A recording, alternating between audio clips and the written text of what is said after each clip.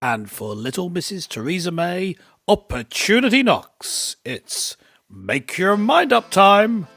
Let's take a look at the clapometer. Hello and welcome to the show, Colourful Conversations with Clergyman Pete and Businessman Mark. This week we ask the question, Brexit predictions. It's time to make up your mind. Well, which way will it go? Goodness me. The EU is willing to extend the date on the way that the United Kingdom leaves the European Union, or at least for a very short period of time. Well, Theresa May is desperate, I know, to work with her backroom boys to keep us in Europe, or at least that's how it's perceived.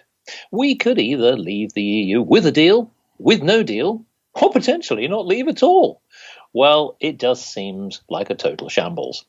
And many people think that actually, as has been seen in the UK Parliament, that Theresa May is hell-bent on just simply flogging the same deal over and over and over again. What will happen? We're going to give our predictions. It just seems like horses for courses. If flogging a dead horse sends you off course, then of course it will make you hoarse. But if your political cause backs the horse, it's the whip that will keep you on course. So, Clergyman Pete, do you think that Theresa May's backroom boys will allow her to get a deal through for a third time?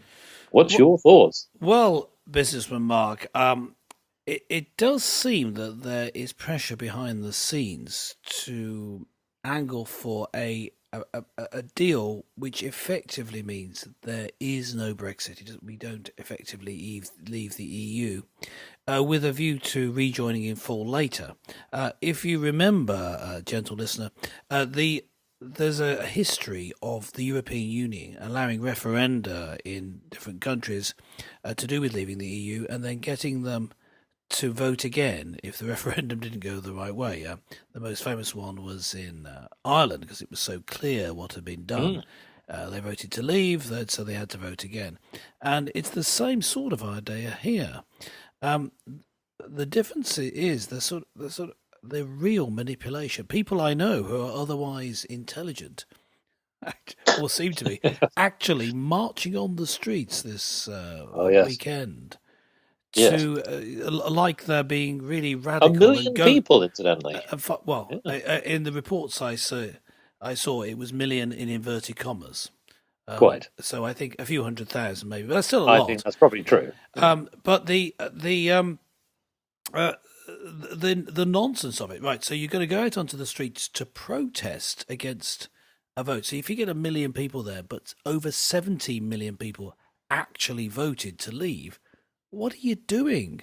It just seems extraordinary. So we can see that as sort of parodying what the Star Wars line, yes, the idiocy is strong with this one. It's just madness. Now, whether or not you think there's a case to stay in the EU or a case to leave the EU, the point I'm making is that there was a democratic process which we went through, and then after this, the referendum, a representative process was gone through the Parliament, put forward by the government, put a law in place that we would leave the EU on the 29th of March. So it just seems to me extraordinary. What are you doing? What you are doing, as you were hinting at there, Mark, is that there's sort of shenanigans. There's an attempt as play acting, pretending you want to leave, but actually engineering it such that we end up staying. To start with, I thought, well, this is just conspiracy theory, but it's become so obvious and blatant that I think that no one now doubts it. Now, What do I think will happen? Well, that's what this episode's about. We're going to see what happened. But broadly, first of all, I would say that it is still very likely that despite efforts to get us to stay, to extend, if nothing's actually done, because the law is in place at the moment, so if we do nothing to change it, we will have left by March the 29th legally, and then any future negotiations you're doing are from outside the EU. Well, quite. Now, Theresa May is coming under tremendous pressure to quit after saying that she might not put her Brexit deal to a third vote, and then she might, but we just simply don't know. And so this idea of flogging a dead horse is exasperating. In fact, many people, even politicians who have taken to London to rally, include leaders of the deputy leader of the Labour Party, Tom Watson, Scotland First Minister Nicola Sturgeon, even the mayor, Sadiq Khan, has come out. And, of course, your heroine, Anna Soubry MP, who very much is for Theresa May to go. So here's a prediction, and this is something that is already being debated behind the sort of the corridors of power. Many people are saying, well, we'll vote for your deal, Theresa May, if you go and you promise to go. And so that actually could be one of the reasons why a deal could get through. So this, as we know, has been an issue because Theresa May can't be challenged now for at least another year. This has already been through Parliament. So she's actually in a commanding position on one side. But, of course, the downside is she can't get this deal through. Many people don't like the deal because of the backstop and many other things. But in terms of predictions, it is possible that if she offers that, then leaving, i.e. renouncing her premiership and letting somebody else take over to just close out a deal that everyone is happy with, maybe that could be a way forward. So I think that is possibly quite likely. I mean, you think of it from her position. We know that she's, obviously, quite determined to see this process through. But even somebody like Theresa May, who's gone through some hard and rigorous times, pressures from her own parliament, pressures from business, the EU, and many others, she must be realizing now that actually, for her being at the helm is actually now really hindering everything. Every potential stakeholder involved in the process just wants Theresa May to leave. Yes. And I think that she must realize by now that this is really sort of coming to the end. This is, if you like, her last hurrah. So maybe that is part of the way forward. But you never know. What we're seeing is some very, very strange things. I think the delay, incidentally, I know that actually many people who wanted Brexit will be exasperated if we did have a delay. But in the scale of things, because the way it's been so badly handled, I think a few months isn't a problem. Where I have the issue is if it goes to more than a few months. Well, it has been suggested it could even go on for a couple of years. Well, and that would be a disaster. Yes, here we have a strange situation in which the European Union seems to be very sensible in this. Sure. What they've said is if Theresa May can get her deal agreed by Parliament, then she can wait until May the 22nd. That's the idea. If she can't, then we have to leave by April the 12th. And the reason for these two dates is very practical. April the 12th is when you have to start campaigning for the European elections. Well, indeed. Yes. May the 22nd. Irony of ironies. Yes, May the 22nd is when they actually happen. Right. Yes. So that's why they're there, in that really you need to, if there is a deal in place, you can leave it till then, and then you plan to, you'd actually be part of the election process for the European Parliament. If you're going to stay, or you would do that as well. Why do I say stay? Well, the thing is, if we, there are a few possibilities. Let me just detail them. This is why I said if we stay. Well, let's just say, right. Say that Theresa May means to hold a meaningful vote on her deal this coming week. Now, it's quite possible she won't be allowed to, because the Speaker of the House can say you can't have time for it. Well, indeed, and he's already predicted this. Yes, because it's not significantly different. And I think, actually, that's probably the most likely. So we'll come back to that. So if she does have it and she loses, could be that she loses control, maybe MPs seize control of it. I don't think that that's going to happen, because there's already been a vote about that, about the process being taken over by MPs. So I'm going to take that off the table.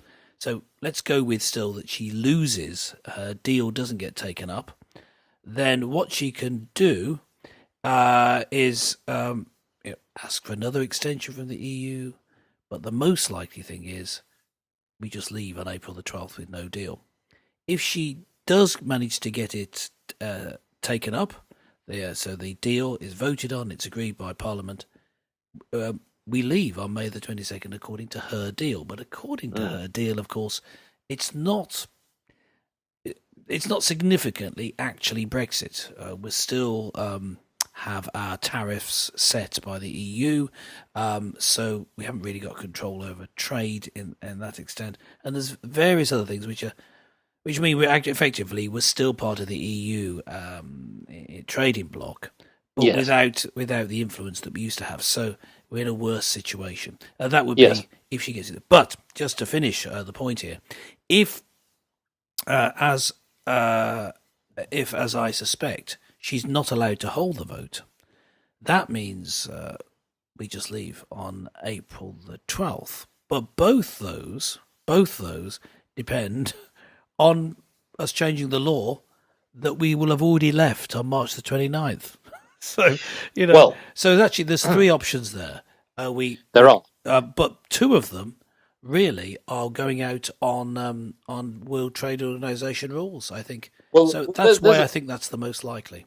I'm going to come in from a business perspective, and there is a sense of irony again, and that is that in 2016, the Treasury originally warned that actually leaving the EU could damage the UK economy. Now, we all know it's been exasperating. The public are fed up with it. Politicians are fed up. In fact, everybody's even fed up with it. The birds, the bees, and the flowers and the trees, they're all wilting. Yes. But the bottom line is that actually, ironically, the United Kingdom's economy and unemployment rate has been better than any other time in near record. Yes. And that is extraordinary. So, for example, the unemployment rate has been at its best for nearly 45 years, since 1971. And that in itself is extraordinary. And at the same time, the actual economy has been ticking along quite, successfully, not groundbreaking. Yes. And so there is a sense of irony that actually it hasn't actually damaged us. But the other thing, though, of course, we haven't left yet. Yeah, Exactly. So some people are now saying, well, actually, if we were to leave, then suddenly the real tidal waves of the economy will change and it could turn for the worse. I'm not entirely sure that it would do, because what we've seen in the last 2 years is actually, although the economy is not brilliant, there has been a stabilization where, and what we've said many a time on the Mark and Pete show, is that businesses really just get down to doing their work. And what we don't want is obviously politicians hindering business. We know that the issue is that people have been worried about having to stockpile things. Manufacturers have been interviewed and said, are you stockpiling, Mr. Manufacturer? Are you stockpiling goods to make sure that you're not going to be able to have increased taxes and levies on your goods, or issues with border control, etc. I actually think that both parties now, I think what will happen is we'll have an extension. It'll be a short period of time. I think what will happen is we will get to an agreement, we will come out, and I think Theresa May will leave. And I think that's probably what will ultimately happen. Okay. There'll be a little bit of peaks and troughs. The pound will take a bit of a dip here and there. But what will happen is, and what typically happens, is that people just get down to doing business. That's what they want. They just now are exasperated to say, give us a clear run so we know what we're dealing with, and then we can move forward. I do think, though, as another point of prediction, we are going to be tied to the EU in some way. I would be very, very surprised if it was cold cut and calculated in that way, because I do think that we need a framework of agreement. I think that has to happen. I think everyone agrees that. Yeah, I think both parties are willing for that to happen. Yes. And you can see in the games that are being played that, unfortunately, we like it or not, both parties are playing political games. They're leaving it right to the wire. But I think that we will get an extension. We'll come up with some compromise, and we'll end up with a deal, and we'll move forward. Yes. That's what I think will happen. I mean, I think that the problem is the sort of short-sightedness here, in that if you left under WTO rules, if Britain does that, that doesn't mean that's the end of it. You're just then in a good position to negotiate. So I think that we will end up with a deal, whichever route we take, a deal.